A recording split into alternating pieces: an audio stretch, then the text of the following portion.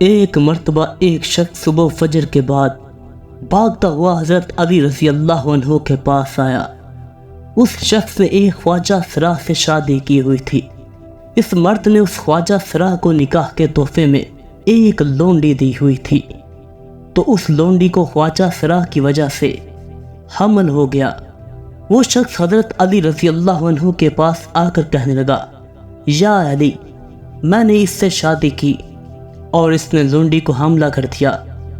تو حضرت علی رضی اللہ عنہ نے فرمایا، اے بندہ خدا، اللہ تبارک و تعالیٰ نے قرآن پاک میں فرمایا ہے کہ میں جس کو چاہتا ہوں اولاد دیتا ہوں، جس کو چاہتا ہوں نہیں دیتا، اور جب چاہوں جس کو بھی چاہوں میں بیٹا دیتا ہوں، جس کو چاہوں بیٹیوں سے نواز دیتا ہوں۔ لیکن اس کے ساتھ ساتھ اللہ تبارک و تعالیٰ نے ایک اور جنس بھی بنائی ہے، جس کو خواجہ سرا یا ہجرہ کہا جاتا ہے۔ یاد رکھنا، ہجرہ میاں بیوی کی کون سی غلطی کی وجہ سے پیدا ہوتا ہے۔ یاد رکھنا، جب میاں بیوی ہم بستری کرتے ہیں تو ہم بستری کرنے کے دوران جب منی خارج ہوتی ہے تو اس منی میں جو سپرم ہوتے ہیں، اگر مرد کے سپرم زیادہ طاقتور ہوں تو بیٹا پیدا ہوتا ہے، اگر عورت کے زیادہ طاقتور ہوں تو بیٹی پیدا ہوتی ہے۔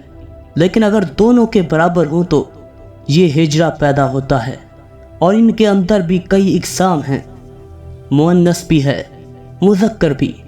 پھر حضرت علی رضی اللہ عنہ نے اپنے غلام کو حکم دیا کہ اس کی دائیں اور بائیں پسلیوں کو گنو، اگر بائیں پسلی دائیں پسلی سے کم ہے تو اس کو مردوں میں شمار کیا جائے گا، اگر بائیں پسلی دائیں پسلی سے زیادہ ہے تو اس کو عورتوں میں شمار کیا جائے گا، کیونکہ مردوں اور عورتوں کی جو پسلیاں ہوتی ہیں وہ برابر نہیں ہوتی۔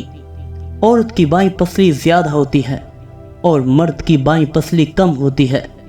لہٰذا حضرت علی رضی اللہ عنہ نے اپنے غلاموں کو جب حکم دیا تو انہوں نے گنتی کی تو اس کی بائیں پسلی کم ہو گئی، تو حضرت علی رضی اللہ عنہ نے اس کو مرد قرار دے دیا، تو ان میں علیحدگی کر دی۔